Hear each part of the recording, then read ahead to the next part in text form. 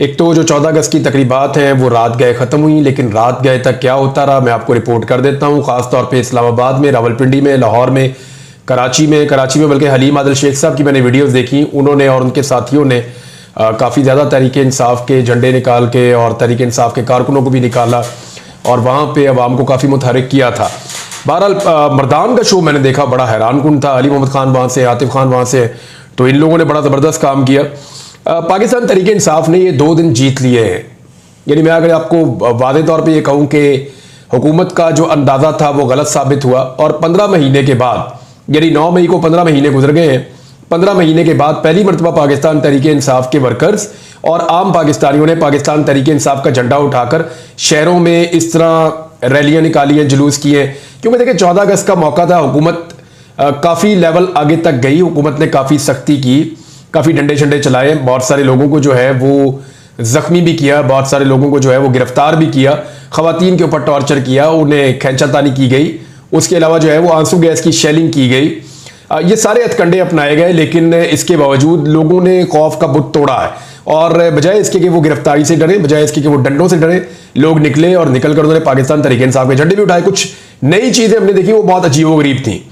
यानी जब पाकिस्तान तहरीक इंसाफ के झंडे से चिढ़ती है हुकूमत, तो उन्होंने क्या किया, ड्रोन कैमरे लेकर आए, उन ड्रोन्स के साथ झंडे हवा में ऊंचे ऊंचे उड़ाना शुरू कर दिए, फिर उनकी वीडियो बना बना के डाली और वो ड्रोन्स को कभी इधर ले जा रहे हैं, कभी इधर ले जा रहे हैं। तो एक तो ये काम किया नया। दूसरा, ये जो आपके टावर्स होते हैं ना, बहुत बड़े बड़े ऊंचे लगे होते हैं, जिनको आप कहते हैं मोबाइल फोन टावर्स, जहां से आपको सिग्नल्स आते हैं इंटरनेट के, तो ये जो टावर्स हैं, उन टावर्स के टॉप के ऊपर जाके पाकिस्तान तहरीक इंसाफ के और पाकिस्तान के झंडे लगा दिए नौजवानों ने। बल्कि वो वीडियोज भी है किस तरह वो ऊपर चढ़ते हैं, जाके वो लगाते हैं। हर आदमी उस पर चढ़ नहीं सकता, यानी जा नहीं सकता, उसकी ये प्रैक्टिस नहीं होती, लोग खौफ खाते हैं, वो तो बहुत ही ऊंचा होता है, लिहाजा ये वहां पे लगा के फिर निकल लिए। अब उतारे कौन? तो बहुत अजीब अजीब तरीके से इन्होंने किया। मियां नवाज शरीफ साहब के पोस्टर और बैनर जो है उनकी तौहीन की गई। दूसरी तरफ जो इमरान खान साहब के बैनर और पोस्टर पंजाब में लगाने नहीं दिए जा रहे थे, वो नौजवान लेकर आए और उन्होंने पुलों से और ऊंची जगहों से नीचे लटकाना शुरू कर दिए। वहां पे नीचे लोग नारे लगाते थे, जोश के साथ जो है वो आवाजें लगाते थे, नारे लगाते थे, इमरान खान के हक में नारे लगाते थे। अब इस्लामाबाद की इंतजामिया ने बड़ी तकोदो करके F9 पार्क में गालिबन वहां पे उन्होंने एक प्रोग्राम रखा, म्यूजिकल शो, कि जश्न आज़ादी पे हम एक म्यूजिकल शो करवा रहे हैं तो पाकिस्तानी आ जाए।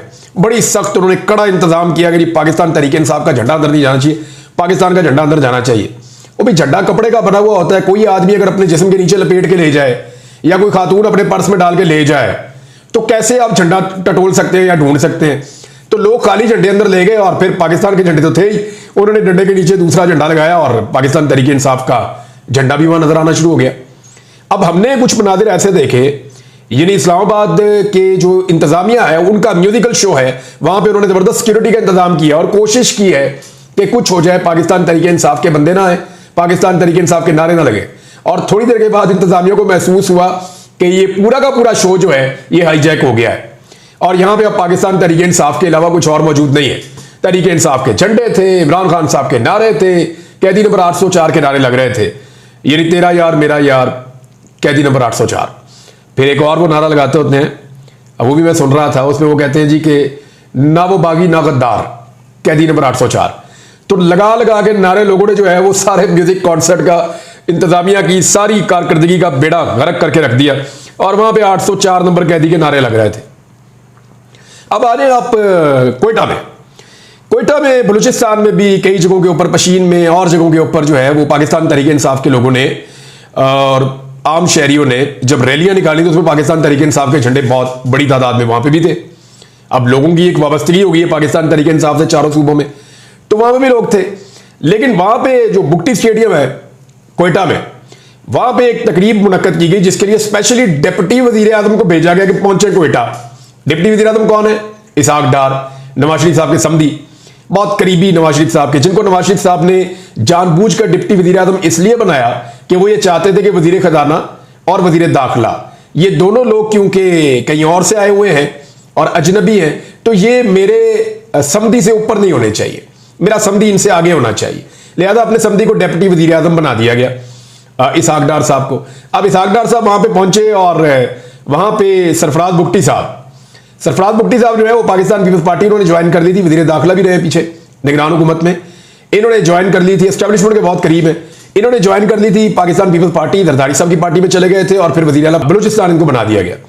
अब ये दोनों हजरात जब स्टेडियम में दाखिल हुए और उन्होंने वहां तकरीर करने की कोशिश की तो इसहाक डार साहब की मौजूदगी में फिर बलूचिस्तान के नौजवानों ने वो नारे लगाए और वहां पर भी पाकिस्तान तहरीक इंसाफ के झंडे निकल आए। अब वहां पे सिक्योरिटी फोर्सेस के लोग फिर रहे हैं नीचे सिक्योरिटी के लिए, उनके सामने वो तहरीक इंसाफ के झंडे लहरा रहे हैं और साथ वीडियोस बना रहे हैं। तो वीडियोस भी बन गई, नारे भी लग गए और नारे वहां लगे चोर चोर के। इसहाक डार साहब को देखकर लोगों ने अंधाधुंध चोर चोर के नारे लगाए और बड़ी बदमज़गी हुई वहां पे, बहुत ज्यादा बदमज़गी हुई।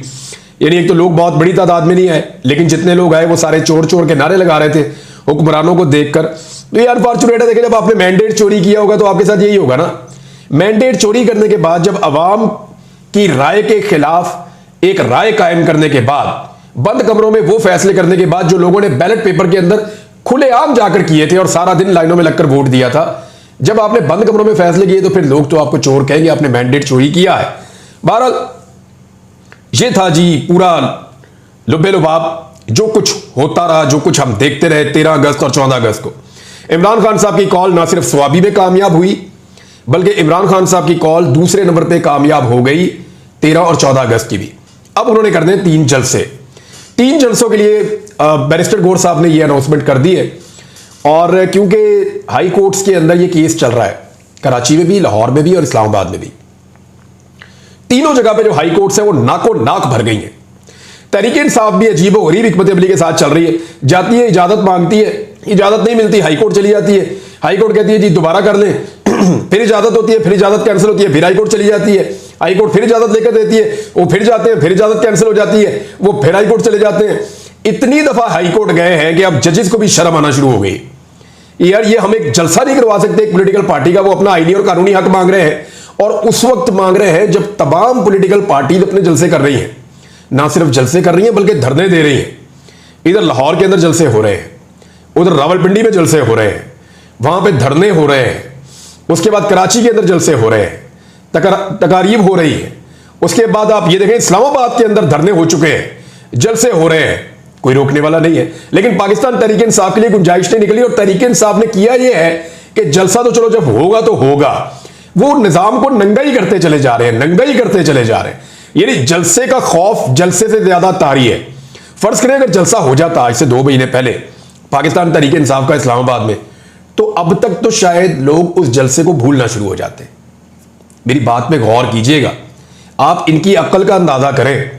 ये कितने बड़े साइंसदान हैं, इनको इस बात का नहीं समझ कि आज से 3 महीने पहले अगर इस्लामाबाद में पाकिस्तान तहरीक इंसाफ एक जलसा कर देती तो क्या अब तक लोगों को वो जलसा उस तरह से याद होता? हाँ, ये जरूर होता है एक बड़ा जलसा की एक बड़ी ताकत है, आज एक नई खबर होती। जब जलसा होगा, जलसा 1 हफ्ता 1.5 हफ्ता खबर रहेगा, उसके बाद नई खबर आ जाएगी ना, या नया मोमेंटम उनको बनाना पड़ेगा। तो एक जलसा होने देते। अब हुआ यह है कि पाकिस्तान तहरीक इंसाफ का जलसा जो है ना, वो पिछले 6 महीने से इस्लामाबाद में हो रहा है। फिर परमिशन फिर नहीं होता, फिर परमिशन फिर नहीं होता। उन्होंने जलसे की तलवार सर पे लटकाई हुई है और खौफजदा किया हुआ है। यानी जलसा हो जाता तो जो होना था वो हो जाता, बहुत बड़ा जलसा हो जाता, चले तारीख का सबसे बड़ा जलसा हो जाता। उसके बाद क्या होता? अगला दिन आता, फिर अगला दिन आता, फिर ये कोई बंगी मारते हुकूमत वाले, वो मामला फिर कहीं और चला जाता, फिर उसके ऊपर डिस्कशन शुरू हो जाती, फिर अगली डिस्कशन, फिर अगली डिस्कशन, फिर अगला जलसा आने में टाइम लगता। लेकिन आप गौर कीजिए कि पाकिस्तान तहरीक इंसाफ का जलसा हो भी नहीं रहा और जलसे का खौफ भी बदस्तूर मौजूद है तीनों जगह पे, लाहौर में, इस्लामाबाद में और कराची में। ये तहरीक इंसाफ की हिकमत अमली। बहरहाल अभी जलसा हो जाना चाहिए मेरे ख्याल में, हुकूमत ने बहुत रोक लिया है। अब जलसे के लिए जो लोग बना करते हैं उनमें से एक शख्स को जो है वो अब सदारती अवार्ड भी दिया जा रहा है। सदारती अवार्ड जो है उनकी अनाउंसमेंट की गई है। मैं जरा पहले आपको उसके बारे में बता दूं, फिर कुछ चीजें और आपके साथ मैं शेयर करता हूं। एक तो ये है कि हलाल इम्तियाज दिया जाएगा जनाब उमर फारूक साहब को। ये उमर फारूक साहब कौन है? दुबई में रहते हैं जी, और ये वो शख्सियत है जिन्होंने वो घड़ी खरीदी थी जो इमरान खान साहब ने सेल की थी। अब इसके ऊपर 2 कहानी है। वो कहते हैं जी मैं डायरेक्ट ले ली थी, ये कहते हैं जी हमने किसी को बेच दी थी, वहां से उसने खरीद ली, और किसी के कहने के ऊपर खरीदी, और खरीदने के बाद जो है वो उसने लाके एक सरकारी गवाह बनने के तौर के ऊपर मीडिया के अंदर इमरान खान को गंदा करने की कोशिश की। तो ये वो खिदमात है जिनके एवज उमर फारूक साहब को, और उमर फारूक साहब के ऊपर बहुत अजीबोगरीब किस्म के केसेस भी हैं, इनकी शोहरत भी बहुत अजीबोगरीब बात चीजों के हवाले से है। तो बहरहाल उमर फारूक साहब जो है उनको पाकिस्तान हलाल इम्तियाज दे रहा। आप क्राइटेरिया चेक करें, क्या कमाल है। मैं सिर्फ 4 आपको भी बताऊंगा, बाकी बड़े बड़े हीरे हैं जिनको मिल रहा है सदारती अवार्ड। ये आज तो इन्होंने अनाउंस किया ना, फैसला कर देते हैं, अनाउंस कर देते हैं 14 अगस्त को, और फिर 23 मार्च को दे देते हैं। 23 मार्च जो है ना, अनूद दिल्ली दूरस्त। ये मैं क्यों कह रहा हूं? इसलिए कह रहा हूं कि भाई अभी तो बहुत महीने पड़े हैं, 6-7 महीने का टाइम पड़ा है। सितंबर, अक्टूबर, नवंबर, दिसंबर, जनवरी, फरवरी, मार्च, 7वें महीने में जाके कौन होगा कौन नहीं होगा कौन जाने। तब तक हो सकता है दोबारा इलेक्शन हो जाए, या तब तक ये हुकूमत पता नहीं रहती है या नहीं रहती, या पता नहीं उस वक्त टेक्नोक्रेट्स होंगे, या पता नहीं उस वक्त निगरान हुकूमत होगी। लेट्स सी क्या होता है, पाकिस्तान का क्या बनता है। हसीना वाजिद ने भी बड़े प्लान किए हुए थे, लेकिन उनके प्लान पूरे हुए नहीं। अच्छा जी, ओमनी ग्रुप के सरबराह, आपको पता है ना जरदारी साहब का एक स्कैंडल था बड़ा खौफनाक किस्म का, ओमनी ग्रुप का। ये शुगर का जो मिल्स हैं उनको ये ओन करते हैं, इनके ऊपर जाली अकाउंट का एक लंबा चौड़ा एक खाता था, FIA में केसेस चलते रहे हैं। तो ओमनी ग्रुप के जो सरबराह है ख्वाजा अनवर मजीद, इनको भी दिया जाएगा सदारती अवार्ड। इरफान नवाज मेमन, ये जी इनके ऊपर पहले से केसेस इस्लामाबाद हाई कोर्ट में इन्होंने बड़ा नाम कमाया है। इख्तियारात से तजावुज पर deputy commissioner Islamabad Irfan Nawaz Memon misconduct के मुर्तकिब करार पाए थे। अब साकिब बशीर साहब ने इस पर बड़ा जबरदस्त एक कमेंट किया है। उन्होंने कहा जी आम खबर यह है कि डिप्टी कमिश्नर इस्लामाबाद इरफान नवाज मेमन को बतौर ब्यूरोक्रेट मुल्की तरक्की में अहम किरदार अदा करने पर सितारा इम्तियाज अवार्ड देने की सदर मुमलिकत ने मंजूरी दे दी है। 23 मार्च 2025 को यह अवार्ड दिया जाएगा। 1 मार्च की तौहीन अदालत सजा भी मुअत्तल नहीं हुई, इनको तौहीन अदालत इनके ऊपर लगी हुई है और खत्म भी नहीं हुई, और अपील अभी जेर इल्तवा पड़ी हुई है इनकी। ये जनाब इनके हालात है। हो सकता है कि जब ये अवार्ड लेने जाए तो इनके ऊपर तौहीन अदालत लग चुकी हो सकता है ये जेल चले गए हों, कोई आइडिया नहीं है, लेकिन इनको भी सदारती अवार्ड दिया जा रहा है। एक जी अवार्ड दिया जा रहा है रुबाब सिकंदर साहिबा को। ये राजा सुल्तान सिकंदर जो है ये उनकी बीवी है, और नवाज शरीफ साहब के एक सेक्रेटरी हुआ करते थे सईद मेहदी, उनकी बेटी है ये। और ये आजकल ग्रेड 21 में चीफ कलेक्टर इन्फोर्समेंट लाहौर है, और इनको जी इनकी खिदमात के एतराफ में इनके शौहर की बड़ी खिदमात है, आपको पता है। लेकिन इनके बारे में इतनी सारी कंट्रोवर्सीज हैं, इस खातून के बारे में इतनी सारी कंट्रोवर्सीज हैं कि मैं पूरा एक वीलॉग इनके बारे में कर सकता हूं। और FBR की कारकर्दगी आपके सामने है, कभी भी वो अपना हदफ पूरा नहीं करता। पाकिस्तान में टैक्स कलेक्शन जो है वो कहां पहुंची है, और कितनी करप्शन है इस महकमे के अंदर, और किन लोगों को इन्होंने कहां पे लगाया, मैं आपको बताऊं। पूरा वीलॉग इनके ऊपर मैं कर दूं, आप हैरान हो जाएंगे कि सिकंदर सुल्तान राजा तो कुछ भी नहीं है, उनकी वाइफ जो है वो एक और बहुत बड़ा अल्लाह का दिया हुआ तोहफा है इस मुल्क में। तो बहरहाल अल्लाह का दिया हुआ तो नहीं है, हम सबको अल्लाह ताला ने पैदा किया है, लेकिन हम खुद ही तोहफे बन जाते हैं। अब मामला यह है कि ये खातून जो है इनको भी दिया जा रहा है अवार्ड। सिकंदर सुल्तान राजा को भी दे देना चाहिए मेरे ख्याल में, और कोई रह गया तो उसको भी दे दे फिर अवार्ड। बल्कि इनको तो निशाने हैदर मिलने चाहिए सारों को, जैसी इनकी इस मुल्क के लिए खिदमात है। और बहुत सारे और भी हैं इस तरह के नगीने जिनको मिल रहा है। लेकिन मैं एक बात पूछना चाहता हूं कि जो लोग हकदार हैं, क्या उनका मजाक नहीं उड़ता जब ऐसे लोगों को मिलता है? या रियल में अगर किसी ने इस मुल्क की खिदमत की हुई है, इस हलाल इम्तियाज या सितारा इम्तियाज या सितारा जुर्रत या बाकी जो ये मेडल्स हैं, इनका क्राइटेरिया तो बड़ा टाइट होना चाहिए। बाकायदा एक कमेटी बननी चाहिए, वो बनी हुई है, लेकिन तरीके से उसके अंदर रिकमेंडेशन होनी चाहिए, इंडिपेंडेंट लोग बैठने चाहिए, फिर फैसला होना चाहिए। उठा के आप किसी को भी दे देंगे, ये तो आपका मुल्क और आपके अवार्ड जो है मजाक बन जाएंगे। सदारती अवार्ड है, कोई छोटी मोटी चीज तो नहीं है। ये तो सिर्फ उसको मिलना चाहिए कि जो ले वो ऑनर फील करे। अब आप इस तरह के लोगों को देंगे तो कल को जिसको भी मिलेगा मशकूक ही होगा, लोग कहेंगे यार इसने क्या किया है, इन्हों भी मिल गया, उन्हों भी मिल गया, उसको भी मिल गया। अपनी पसंद और नापसंद के ऊपर जो है वो अवार्ड दिए जाते हैं। बहरहाल एक और चीज है, ख्वाजा आसिफ साहब ने कहा कि 9 मई पर जो फौजी तनसीबात पर हमले हुए उनकी मनसूबाबंदी फैज हमीद ने की है। अब ये ख्वाजा आसिफ कह रहे हैं। इससे पहले जो डिजिटल दहशतगर्दी की एक टर्मिनोलॉजी है उसमें भी राना सनाउल्लाह कह रहे हैं कि जी फैज हमीद इन्वॉल्व है। अच्छा, मैं एक चीज आपको बताऊं, मैं पक्की बात आपको बता रहा हूं, मुझे पूरा शक है इस बात का। फैज हमीद साहब के खिलाफ जो है ना इदारा जाती मामलात के अंदर, यानी जो फौज के अंदरूनी मामलात हैं, वहां पे जो उन्होंने मिसकंडक्ट किया उस पर तो कार्रवाई हो सकती है, मैं इससे एग्री करता हूं। दूसरा, फैज हमीद साहब ने अपने इख्तियारात से तजावुज करते हुए करप्शन की वो साबित हो जाती है तो उस पर भी कार्रवाई हो सकती है, मैं बिल्कुल ये कह रहा हूं। लेकिन सियासत में मुदाखलत पर अगर फैज हमीद के खिलाफ कार्रवाई होती है ना तो वो ये हुकूमत कभी नहीं होने देगी। उसकी वजह मैं आपको बताता हूं। फैज हमीद ने जितनी मुदाखलत इमरान खान के हक में की है ना, उससे ज्यादा मुदाखलत इमरान खान के खिलाफ भी की हुई है। अब इसके फैक्ट्स मौजूद हैं, और ये बातें जो हैं वो ख्वाजा आसिफ साहब अपने मुंह से कहते रहे हैं। ये बातें जो हैं ये PMLN के लोग अपने मुंह से खुद कहते रहे हैं। ये बातें मोहम्मद जुबैर भी कहते रहे हैं। ये बातें जो है बहुत सारे सहाफी जो नून लीग के बहुत करीब है वो बार बार बताते रहे हैं। इन्हीं बातों में से कुछ बातें जो है वो अब ये कहा जा रहा है कि जी फैज हमीद साहब आर्मी चीफ बनना चाहते थे, उन्होंने पूरा जोर भी लगाया, हुकूमत को उन्होंने ऑफर भी की कि इमरान खान को भी फिक्स कर देता हूं, जो कहते हो मैं करता हूं, मुझे आर्मी चीफ बना दो। और फैज हमीद के लिए मुबैना तौर पर जो, क्योंकि ये भी एक इल्जाम लगा है कि शहबाज शरीफ साहब के जो साहबजादे हैं सलमान शहबाज, उन्होंने सिफारिश की थी कि फैज हमीद को लगाया जाए आर्मी चीफ।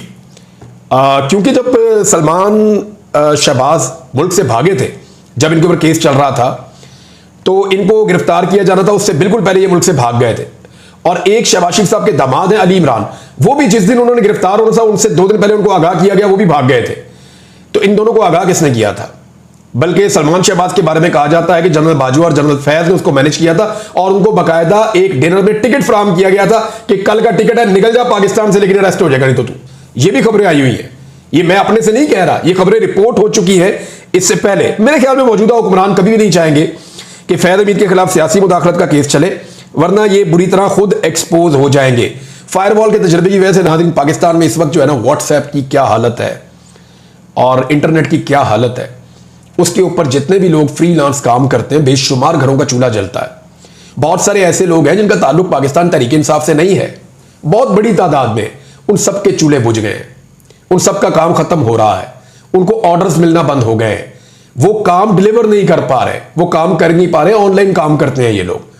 तो जो फ्रीलांसर हैं उनके लिए एक बहुत मुश्किल सूरत है, हुकूमत को होश के नाखून लेने चाहिए। इंटरनेट जो है वो इस दौरे जदीद के अंदर वो बुनियादी जरूरतों में से एक है, लोग उससे इनकम जनरेट करते हैं, मुल्कों में ज़र मुबादला आता है और आप उल्टा उसको बंद कर रहे हैं।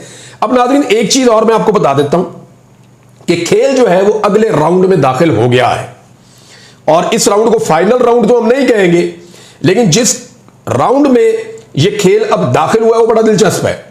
इमरान खान को लेकर, उनके केसेस को लेकर, उनके बाहर आने के इम्कानात को लेकर, पाकिस्तान तहरीक इंसाफ के आगे बढ़ते हुए मोमेंटम को लेकर और हुकूमत के हमायतियों की फ्रस्ट्रेशन को लेकर और उनकी हिकमत अमली को लेकर, बढ़ती हुई महंगाई और अवाम में बढ़ते हुए गुस्से को लेकर, इन सारी चीजों को अगर आप इकट्ठा करके देखें तो एक नया सिनेरियो बन रहा है। ये पूरा का पूरा माहौल एक नए राउंड में आ गया है। इस अगले राउंड में क्या होगा इसके ऊपर हम बात करेंगे। अब तक के लिए इतने, अपना ख्याल रखिएगा, अपने इस चैनल का भी। अल्लाह हाफिज, पाकिस्तान जिंदाबाद।